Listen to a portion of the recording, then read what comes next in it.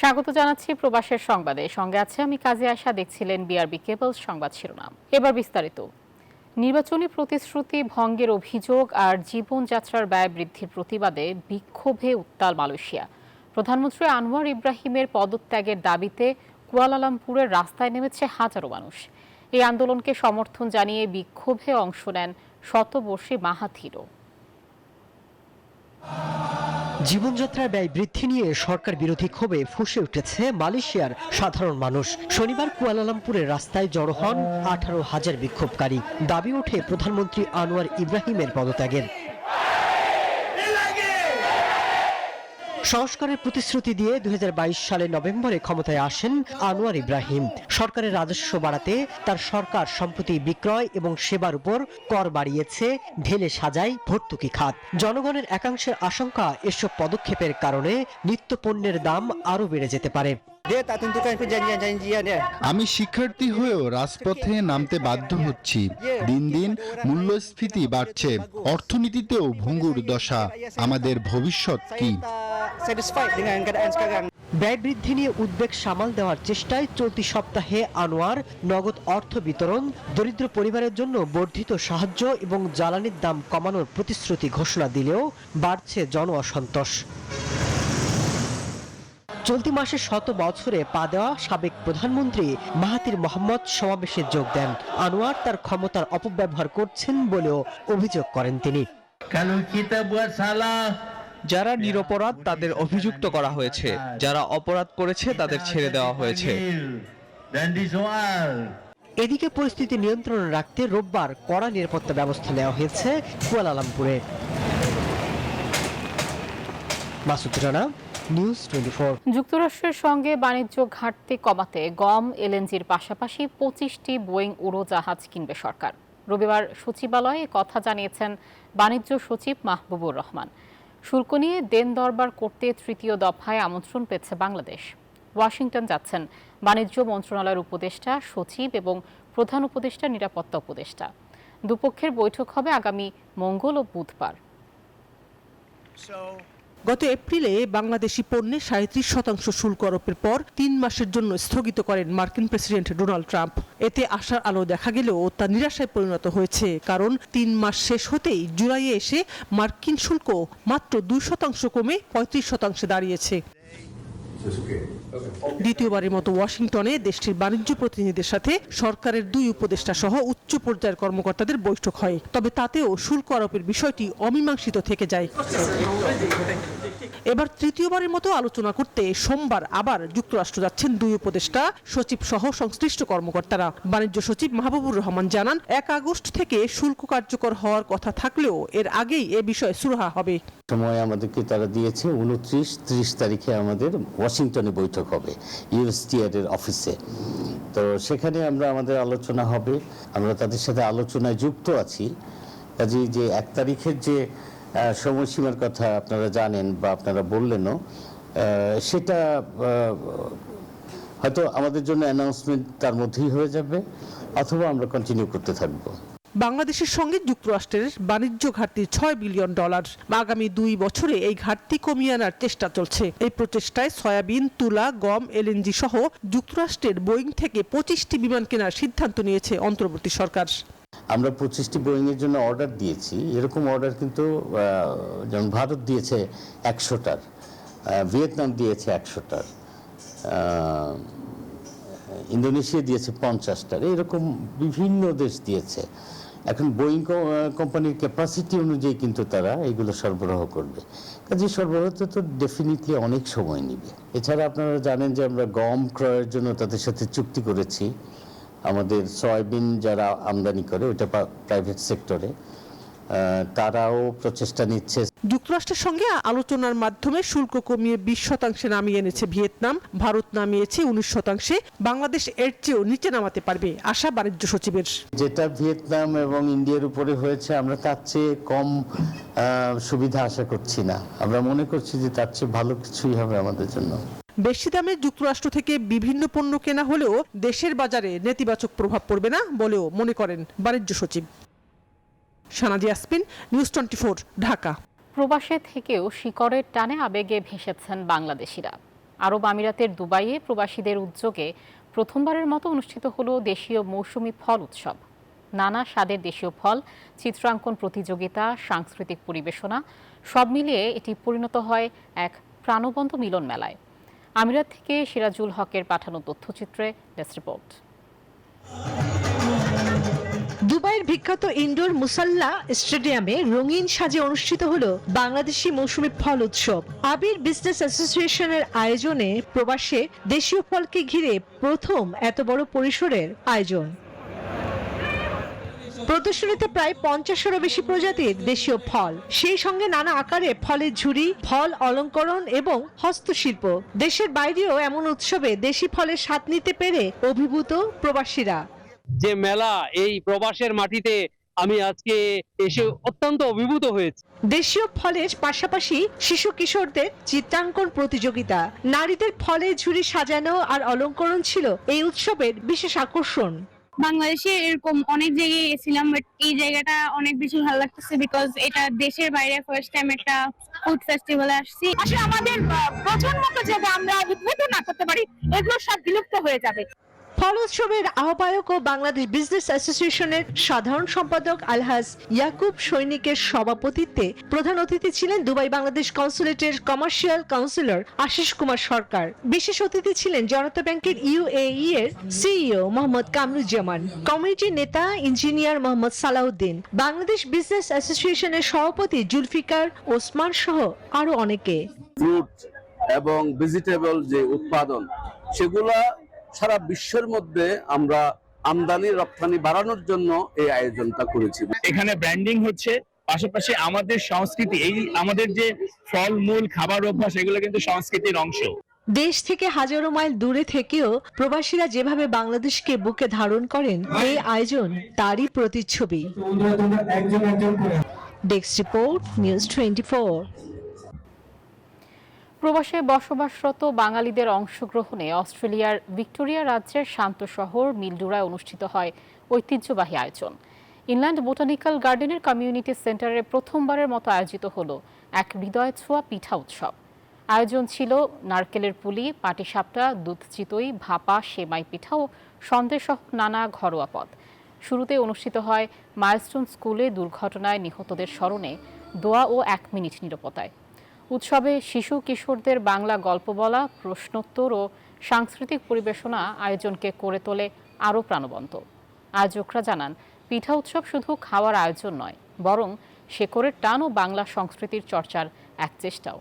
সাজসজ্জা থেকে শুরু করে পরিবেশনা সবকিছুতেই ছিল বাঙালিয়ানার ছাপ। পিঠা উৎসবের আয়োজন করে এই গানকে প্রসারিত করার জন্য হাজির হয়েছি। প্রবাসে এসে যে জিনিসটা সবচেয়ে বেশি মিস করি, বাংলার ঐতিহ্য, বাংলার পিঠা, মায়ের হাতের রান্না। সো এই পিঠা উৎসবের মাধ্যমে আমরা এগুলো এখানে পরিবেশন করতেছি এবং স্মৃতিচারণ করতে পারতেছি। মালয়েশিয়ায় প্রবাসীদের নিয়ে প্রথমবারের মতো আয়োজন করা হচ্ছে T20 cricket tournament BD expat championship 2025। 12টি দলের অংশগ্রহণে রবিবারের এই প্রতিযোগিতা চলবে 1 সেপ্টেম্বর পর্যন্ত। আইসিসির নিয়ম মেনে খেলা পরিচালনা করবে মালয়েশিয়ান আম্পায়াররা। প্রধান অতিথি হাই কমিশনার মোহাম্মদ শামীম আহসান। বিশেষ আকর্ষণ জাতীয় দলের সাবেক অধিনায়ক মুমিনুল হক। খেলা সরাসরি দেখা যাবে ফেসবুক ও ইউটিউবে। সংবাদ সম্মেলনে উপস্থিত ছিলেন বিডি স্পোর্টস ম্যানেজমেন্ট সার্ভিসেসের সহ-সভাপতি মোহাম্মদ রাফিজ রহমান রাসেল, সহ-সভাপতি আব্দুল মুবিন ভুইয়া, সহ-সভাপতি সোহাগ আহমেদ সহ অনেকে।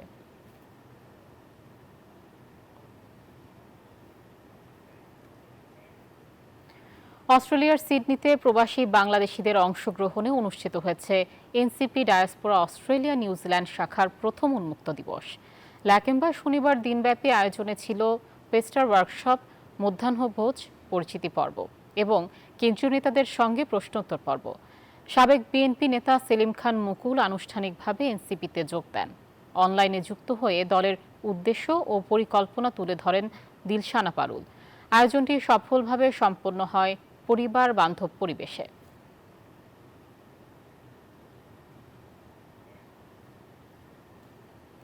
রাজধানীর প্যান প্যাসিফিক সোনারগাঁও হোটেলে অনুষ্ঠিত হলো ডিজিটাল ইনোভেশন সামিট 2025। যার আয়োজক ছিল L3AD। শনিবার মেধা পাচারের বিপরীতে ডিজিটাল উদ্ভাবনের গুরুত্ব শীর্ষক এই সম্মেলনে অংশ নেন 250-এর বেশি ব্যবসায়িক নেতা ও সিইও, দেশি বিদেশি 50 জন বিনিয়োগকারী। L3ADর প্রধান নির্বাহী আফনান আহমেদ চৌধুরী জানান, এই প্ল্যাটফর্ম দেশের স্টার্ট আপগুলোকে প্রবাসী প্রযুক্তি নেতাদের সাথে যুক্ত করছে। 35 জন আইসিটি বিশেষজ্ঞ সহ মোট 15টি সম্ভাবনাময় স্টার্ট আপ ও 15টি প্রাতিষ্ঠানিক অংশীদার।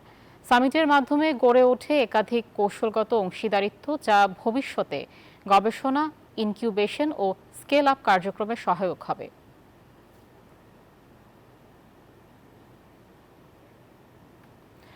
যুক্তরাজ্যের লন্ডনে বাংলাদেশের হাই কমিশনারের সঙ্গে প্রবাসী কল্যাণ পরিষদের গঠনমূলক বৈঠক অনুষ্ঠিত হয়েছে।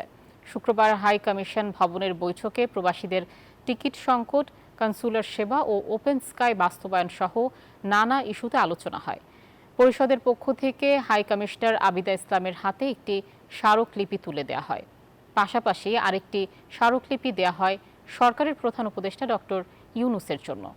উপস্থিত ছিলেন পরিষদের চেয়ারম্যান মোহাম্মদ আব্দুল বারী সহ অন্যান্য নেতৃবৃন্দ এবং হাই কমিশনের বাণিজ্যিক কাউন্সিলর তানভীর আজিম ও কাউন্সিলর মৌমিতা জান্নাত। সমন্বয়ক পরিচয়ে গুলশানে চাঁদাবাজি করতে গিয়ে ধরা পড়া বহিষ্কৃত বৈষম্য বিরোধীর 4 নেতা এখন রিমান্ডে। শনিবার রাতে হাতে নাতে ধরা পড়েন তারা। রবিবার গুলশান থানার মামলায় তাদের আদালতে হাজির করা হয়। শুনানি শেষে তাদের 7 দিনের রিমান্ড মঞ্জুর করেন আদালত। এ সময় আদালত চত্বরে চাঁদাবাজ স্লোগান দিতে থাকেন উৎসুক জনতা। এদিকে বৈষম্য বিরোধী ছাত্র আন্দোলনের সাথে এনসিপির কোনো সম্পর্ক নেই বলে সাফ জানিয়েছে দলটির কেন্দ্রীয় নেতারা। রবিবার বিকেলে এক জরুরি সংবাদ সম্মেলন থেকে কেন্দ্র বাদে সারা দেশের সব কমিটি স্থগিতের ঘোষণা দিয়েছে বৈষম্য বিরোধী ছাত্র আন্দোলন। রিশাদ হাসানের রিপোর্টে বিস্তারিত। বৈষম্য বিরোধী ছাত্র আন্দোলনের সমন্বয়ক পরিচয়ে শনিবার রাতে গুলশানে সাবেক এক এমপির বাসায় গিয়ে 50 লাখ টাকা চাঁদা দাবি করে আব্দুর রাজ্জাক রিয়াদ সহ মোট 5 জন। ঘটনাস্থল থেকে তাদের আটক করে পুলিশ। পরের দিন গুলশান থানার মামলায় তাদের গ্রেফতার দেখানো হয়। এর মধ্যে আমিনুল অপ্রাপ্তবয়স্ক হওয়ায় তাকে আসামির তালিকা থেকে বাদ দেওয়া হয়।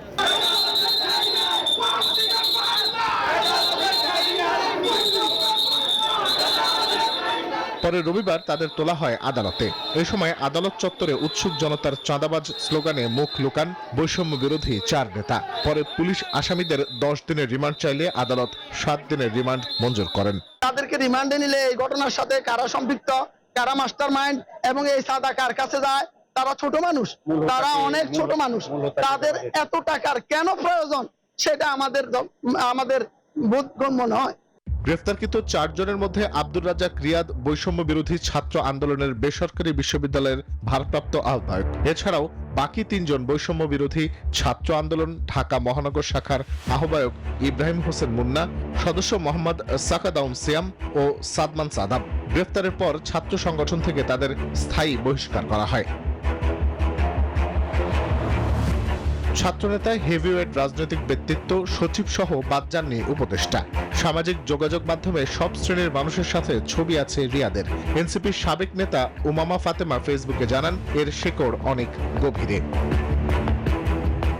বৈষম্য বিরোধী ছাত্র আন্দোলনের সাথে জাতীয় নাগরিক পার্টির কোনো সম্পৃক্ততা নেই বলে সাফ জানিয়ে দিয়েছেন দলটির এই কেন্দ্রীয় নেতা। বৈষম্য বিরোধী ছাত্র আন্দোলনের সাথে কিন্তু জাতীয় নাগরিক পার্টি, এনসিপি বা তাদের যে অঙ্গ সংগঠনগুলো, তাদের কিন্তু কোনো ধরনের সরাসরি কোনো ধরনের কোনো সম্পৃক্ততা নেই।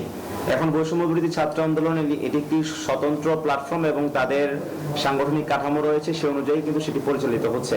সমালোচনার মুখে বৈষম্য বিরোধী ছাত্র আন্দোলনের সারা দেশের সব কমিটি স্থগিত করা হয়েছে। রবিবার শাহবাগে ব্রিফিং এ এসব তথ্য জানায় সংগঠনটি।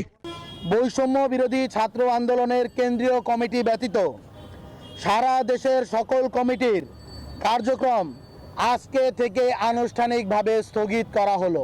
ঘটনার পর থেকে বৈষম্য বিরোধী ছাত্র আন্দোলনের এই 4 নেতাকে ঘিরে সামাজিক যোগাযোগ মাধ্যমে চলছে তোলপাড়। রিশাদ হাসান, নিউজ 24, ঢাকা।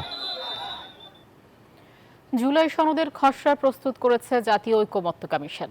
আজ তা রাজনৈতিক দলগুলোর কাছে পাঠানো হবে বলে জানিয়েছেন কমিশনের সহ সভাপতি অধ্যাপক ডক্টর আলী রিয়াজ। রোববার দীর্ঘ আলোচনায় প্রধানমন্ত্রীর মেয়াদ ও স্বাধীন পুলিশ কমিশন গঠনের মতো গুরুত্বপূর্ণ ইস্যুতে ঐকমত্য হয়েছে। তবে রাষ্ট্র পরিচালনার মূল নীতি নিয়ে দ্বিধা বিভক্ত দলগুলো। জাতীয় ঐক্যমত্য কমিশনের দীর্ঘ আলোচনায় প্রধানমন্ত্রীর মেয়াদ এবং স্বাধীন পুলিশ কমিশন গঠনের মতো গুরুত্বপূর্ণ বিষয়ে একমত হয়েছে রাজনৈতিক দলগুলো। তবে রাষ্ট্র পরিচালনার মূলনীতি নিয়ে দ্বিধা বিভক্ত দলগুলো। মূলনীতি হিসাবে ৭২-এর সংবিধানে থাকা গণতন্ত্র, সমাজতন্ত্র, ধর্মনিরপেক্ষতা ও জাতীয়তাবাদ এই ৪ নীতি থাকবে, নাকি ঐক্যমত্য কমিশন প্রস্তাবিত সাম্য, মানবিক মর্যাদা, সামাজিক সুবিচার, গণতন্ত্র, ধর্মীয় স্বাধীনতা ও সম্প্রীতি দিয়ে তা প্রতিস্থাপিত হবে? বামপন্থী দলগুলো এর তীব্র বিরোধিতা করলেও এনসিপি বলছে মূলনীতি প্রতিস্থাপন করতে হবে। এই হাউসে বসে আমরা মূলনীতি যেহেতু আমরা একমত হচ্ছে না, কাজে এখানে চাপিয়ে দেওয়ার বিষয় নেই। সংবিধানে যে 4 মূলনীতি আছে সেইটা পরিবর্তনের কোনো ইঙ্গিত জাতির সামনে প্রকাশিত করা হয়, সেইটার সাথে আমরা একেবারেই নাই। ৭২-এর সংবিধানের মূলনীতি, সেই মূলনীতিগুলো বাদ দিয়ে সাম্য, মানবিক মর্যাদা, সামাজিক সুবিচার, যার ভিত্তিতেই আমরা মুক্তিযুদ্ধে সামিল হয়েছিলাম, এর সাথে গণতন্ত্র এবং একই সাথে ধর্মীয় স্বাধীনতা এবং সম্প্রীতি, এই বিষয়গুলোকে যুক্ত করে সংবিধানের মূলনীতি ঠিক করা যেতে পারে। তবে বিএনপি বলছে সংবিধানের ৫ম সংশোধনীতে রাষ্ট্র পরিচালনার যেসব মূলনীতি ছিল তার সঙ্গে কমিশনের প্রস্তাবিত বিষয়গুলো যুক্ত করা যেতে পারে। রাষ্ট্র পরিচালনার মূলনীতি অনুচ্ছেদ ৮ কিভাবে সংশোধিত হবে, সংশোধিত হোক বা না হোক, কিভাবে নির্ধারিত হবে সেটা জাতীয় সংসদে নির্ধারিত হবে, কিন্তু যাহাই নির্ধারিত হোক তার সাথে এই বাক্যটি আমরা উল্লেখ করতে, সংযুক্ত করতে আমাদের কোনো আপত্তি নাই, আমরা সম্মত। অধিকাংশ দলই আল্লাহর প্রতি পূর্ণ আস্থা এবং বিশ্বাস মূল নীতিমালায় সংযোজন করার ব্যাপারে ঐকমত্য পোষণ করেছেন। নির্বাচন নিয়ে সরকারের অবস্থান স্পষ্ট করার দাবি জানিয়েছে জামায়াতে ইসলামী এবং এনসিপি। সরকার নিজে যতদিন বলবে না যে অমুক দিন, অমুক তারিখ, অমুক মাসে জাতীয় নির্বাচন অনুষ্ঠিত হবে, এর আগে কোনো বক্তব্য গ্রহণযোগ্য হতে পারে না। সংস্কার, বিচার, জুলাই সনদ, জুলাই ঘোষণাপত্র সেগুলো বাস্তবায়ন করা হবে, সেটা নিশ্চিত হয়ে তারপরেই আমরা নির্বাচনের দিকে অগ্রসর হতে চাই। কমিশনের সহসভাপতি আলী রিয়াদ জানান, জুলাই সনদের খসড়া আগামী সোমবারের মধ্যে রাজনৈতিক দলগুলোর কাছে পাঠানো হবে। গত কয়েকদিনের যে ধরনের অগ্রগতি হয়েছে তা যদি অব্যাহত থাকে তাহলে আমরা অবশ্যই 31শে জুলাইয়ের মধ্যে এই আলোচনা সমাপ্ত করে একটা পরিপূর্ণ সনদ তৈরি করে অগাস্টের প্রথম সপ্তাহে তা স্বাক্ষর করার ব্যবস্থা করতে পারব। যেহেতু রাষ্ট্রের মূলনীতি নিয়ে দলগুলোর মধ্যে ঐক্যমত্য আসেনি, তাই কমিশন বিষয়টি পুনর্বিবেচনা করবে বলেও জানান তিনি। আল মোহাইমিনুল খান, নিউজ 24, ঢাকা। মৌলিক সংস্কার না হলে জুলাই সনদে সই করবে না এনসিপি। দুপুরে নেত্রকোনা পুরাতন কালেক্টরেট মাঠে জুলাই পদযাত্রায় প্রধান অতিথির বক্তব্যে এমনটাই জানিয়েছেন এনসিপির আহ্বায়ক নাহিদ ইসলাম। বলেন, দেশের নতুন সংবিধানের লক্ষ্যে একটি গণপরিষদ নির্বাচনের প্রয়োজন। এ সময় অন্য নেতারা চাঁদাবাজদের পুলিশে দেওয়ার আহ্বান জানান। দেশব্যাপী জুলাই পদযাত্রা কর্মসূচির অংশ হিসেবে রবিবার দুপুরে নেত্রকোনা পুরাতন কালেক্টর প্রাঙ্গণ মাঠে পথসভা করে এনসিপি। এ সময় এনসিপির আহ্বায়ক নাহিদ ইসলাম বলেন, ভারতীয় আধিপত্যবাদের বিরুদ্ধে নতুন সংবিধান হবে। এবং এই যে ভারতীয় আধিপত্যবাদের বিরুদ্ধে বাংলাদেশের যে সংগ্রাম শুরু হয়েছে, বাংলাদেশপন্থী, বাংলাদেশের স্বাধীনতা, সার্বভৌমত্ব এবং আঞ্চলিক অখণ্ডতা রক্ষার জন্য, মানবিক মর্যাদা নিশ্চিতের জন্য জাতীয় নাগরিক পার্টি কাজ করে যাবে। এ সময় আরো বক্তব্য রাখেন এনসিপির যুগ্ম সদস্য সচিব তাসনিম জারা, মুখ্য সমন্বয়ক নাসির উদ্দিন পাটোয়ারি। সবাই দেশের সর্বক্ষেত্রে সংস্কার ও নতুন সংবিধানের লক্ষ্যে গণপরিষদ নির্বাচনের দাবি করেন। যদি আমরা একটি নতুন সংবিধান গঠন না করতে পারি, তাহলে বাংলাদেশে খুনি হাসিনা এবং ফ্যাসিস্ট সরকার বারবার ফিরে আসবে। সমাবেশ শেষে শেরপুরের উদ্দেশ্যে রওনা হন দলটির নেতাকর্মীরা। Desk report, news 24। আর এই ছিল প্রবাসের সংবাদে। ধন্যবাদ সবাইকে।